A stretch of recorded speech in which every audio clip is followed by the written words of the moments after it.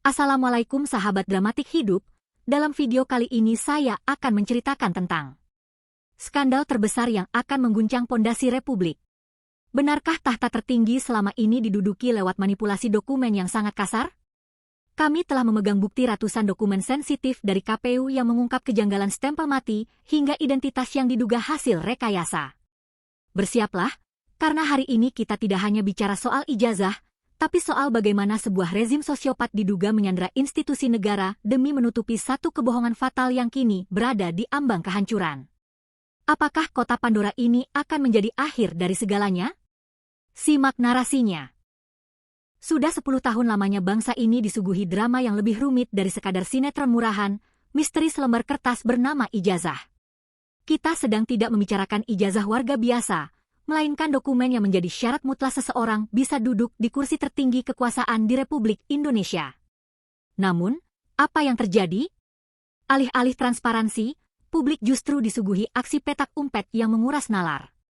Inisiator gerakan Bon Jovi, bongkar ijazah Jokowi, Lukas Luarso, dalam diskusi panas bersama Refli Harun, akhirnya memuntahkan fakta-fakta yang selama ini tersumbat di tenggorokan birokrasi yang korup.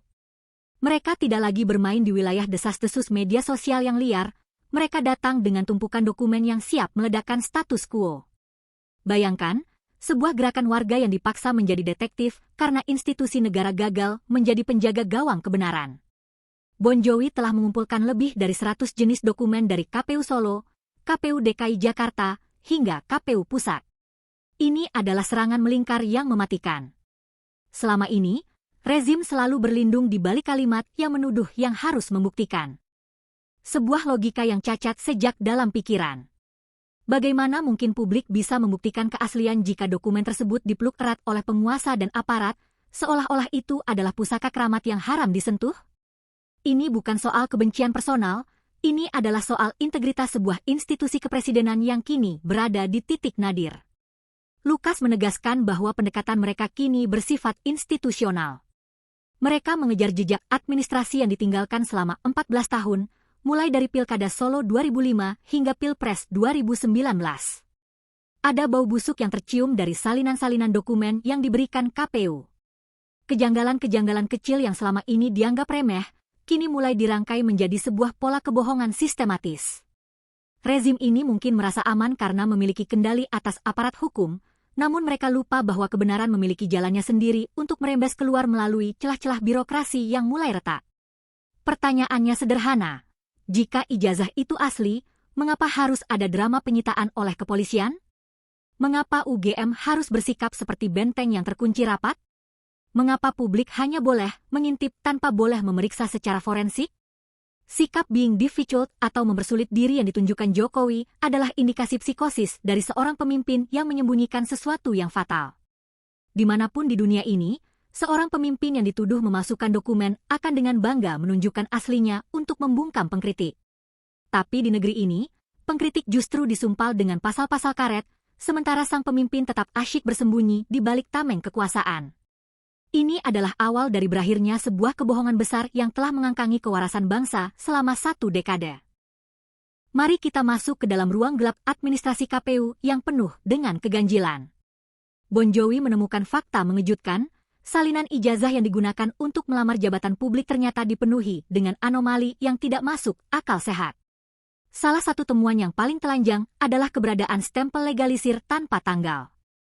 Ini bukan sekadar keteledoran administratif. Ini adalah pelanggaran fatal terhadap Undang-Undang Administrasi Pemerintahan. Bagaimana mungkin sebuah lembaga sebesar KPU meloloskan dokumen yang secara hukum dianggap cacat?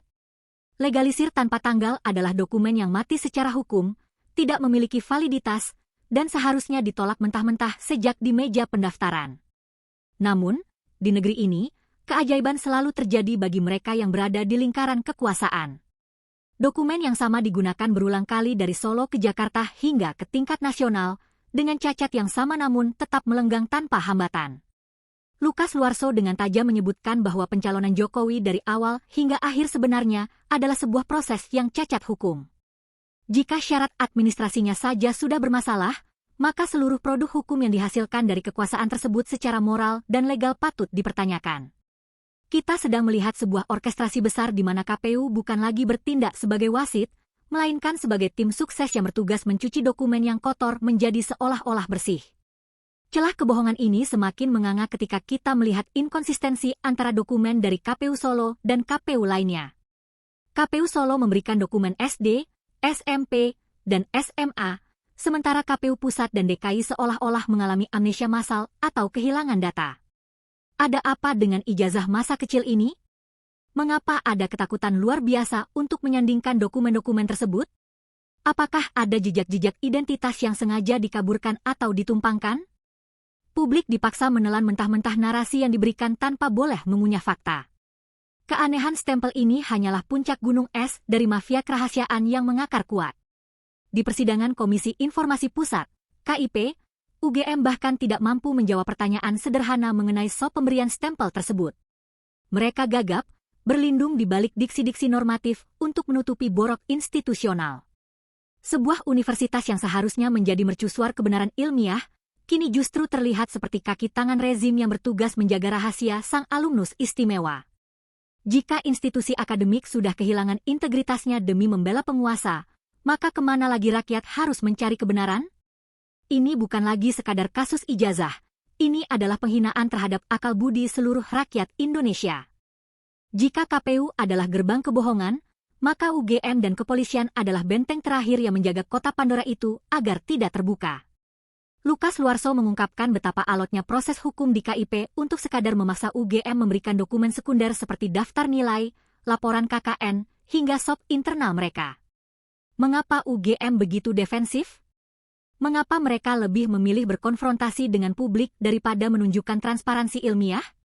Sebagai lembaga pendidikan, UGM seharusnya paham bahwa kebenaran ijazah bisa dibuktikan melalui jejak akademik yang tak terbantahkan, skripsi, transkrip nilai asli, dan catatan kehadiran kuliah.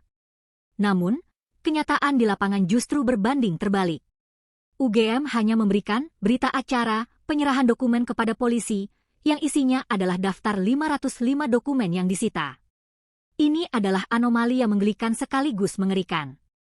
Mengapa dokumen pribadi seorang presiden harus disita oleh kepolisian dalam kasus yang notabene adalah dugaan pencemaran nama baik?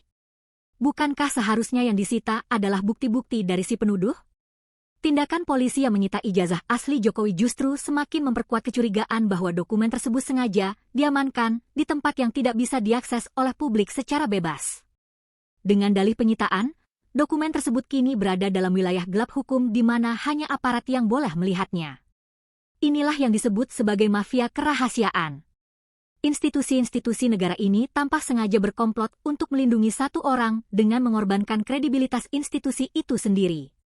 Lukas dengan berani menyatakan bahwa UGM harus lebih sayang pada Indonesia daripada sayang pada Jokowi.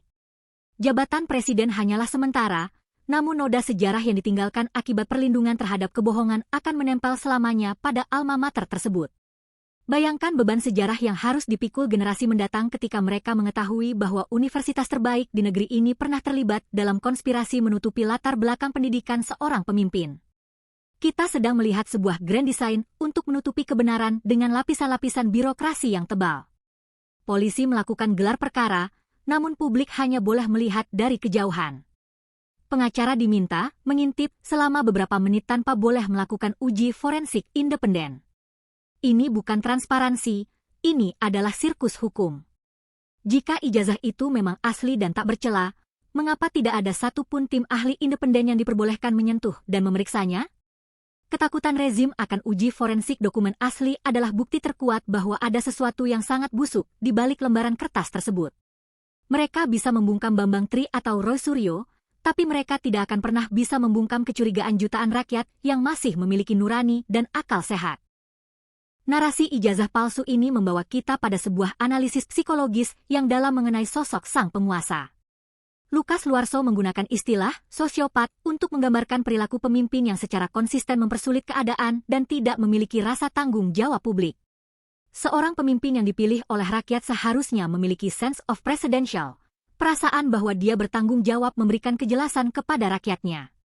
Namun, yang kita lihat adalah sikap cuek yang dibuat-buat, yang di satu sisi dibarengi dengan tindakan represif melalui aparat hukum terhadap siapapun yang berani bertanya. Jokowi seringkali menunjukkan sikap santai dan cengengesan saat menghadapi kritik lain. Namun mengapa untuk urusan ijazah dia begitu sensitif dan reaktif? Mengapa ada keinginan kuat untuk memenjarakan mereka yang mencari kebenaran dengan pasal-pasal penyebaran berita bohong? Ini adalah gelagat orang yang sedang terpojok. Dia merasa bahwa ijazah ini adalah satu-satunya benang merah yang jika ditarik akan meruntuhkan seluruh citra orang baik yang selama ini dia bangun dengan biaya pencitraan yang sangat mahal. Dia terjebak dalam jaring kebohongannya sendiri, dan satu-satunya cara untuk bertahan adalah dengan terus menipu atau menggunakan kekuasaan untuk menyumpal mulut orang lain. Lebih menjijikan lagi adalah fenomena para tuyul yang bertemu jin ifrit. Istilah satir dari Lukas ini menggambarkan para aktivis atau pengamat yang dulunya vokal membongkar isu ijazah ini, namun tiba-tiba berbalik arah 180 derajat setelah diduga mendapat cuan atau imbalan logistik dari kekuasaan. Kita melihat tokoh-tokoh yang dulu berdiri di garis depan melawan kebohongan, kini justru menjadi tameng pelindung rezim. Mereka mengganti integritas mereka dengan jabatan atau tumpukan rupiah, sambil mencoba meyakinkan publik dengan narasi-narasi baru yang dangkal dan penuh kontradiksi. Ini adalah pengkhianatan intelektual yang paling rendah.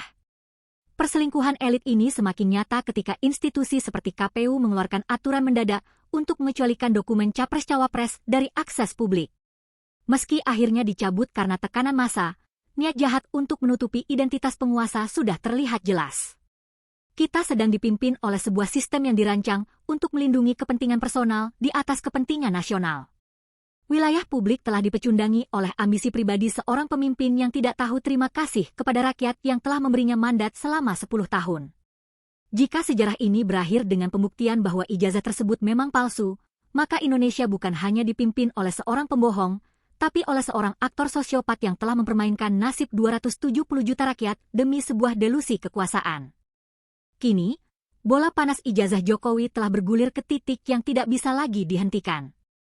Dengan lebih dari 100 dokumen di tangan Bon Jovi, perlawanan terhadap mafia ketertutupan telah memasuki babak grand final. Lukas Luarso dan timnya sedang menyusun sebuah laporan publik yang akan menjadi dokumen sejarah paling mematikan bagi rezim ini. Mereka tidak butuh pengakuan dari mulut Jokowi, mereka hanya butuh fakta-fakta administratif yang saling bertabrakan untuk membuktikan bahwa ada kebohongan besar yang sedang dipaksakan menjadi kebenaran. Pertempuran hukum akan berlanjut ke PT UN untuk memaksa UGM dan kepolisian membuka data. Publik harus tahu bahwa ini bukan sekadar urusan selembar kertas, tapi soal bagaimana negara ini dikelola. Apakah kita ingin terus dipimpin oleh sebuah mafia kerahasiaan yang bisa mengatur segalanya di bawah meja?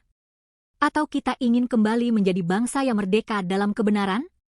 Kasus ijazah ini adalah ujian bagi kewarasan kita sebagai warga negara. Jika kita membiarkan misteri ini terkubur bersama berakhirnya jabatan Jokowi, maka kita telah mewariskan tradisi kebohongan bagi anak cucu kita. Ada waktu untuk pertobatan bagi institusi-institusi seperti UGM, KPU, dan kepolisian. Mereka harus sadar bahwa pemimpin datang dan pergi, tapi institusi harus tetap berdiri di atas fondasi integritas. Jika mereka terus membentengi kebohongan, mereka sebenarnya sedang menggali kuburan mereka sendiri di mata sejarah. Rakyat sudah muak dengan sirkus politik yang penuh tipu daya. Fenomena seperti fufu-fafa dan ambisi kekuasaan keluarga yang telanjang hanya semakin mempertegas bahwa ada moralitas yang sudah mati di jantung kekuasaan saat ini. Akhirnya, drama petak umpet ini akan mencapai titik akhirnya.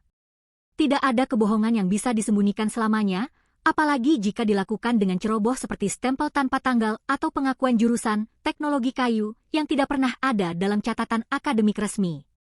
Kebenaran ilmiah tidak mengenal kasta kekuasaan. Teka-teki ini akan terungkap, entah melalui jalur hukum yang berliku atau melalui ledakan informasi yang tak terbendung. Rezim ini mungkin bisa membeli orang-orang kalah yang berubah haluan demi cuan, tapi mereka tidak akan pernah bisa membeli kebenaran yang sudah terpatri dalam data dan dokumen. Waktunya sudah hampir habis, dan saat kota Pandora itu benar-benar jebol, tidak akan ada tempat sembunyi bagi para pembohong dan pelindungnya. Selamat datang di akhir permainan, di mana kebenaran akan menjadi hakim yang paling kejam bagi mereka yang telah mengkhianati kepercayaan bangsa.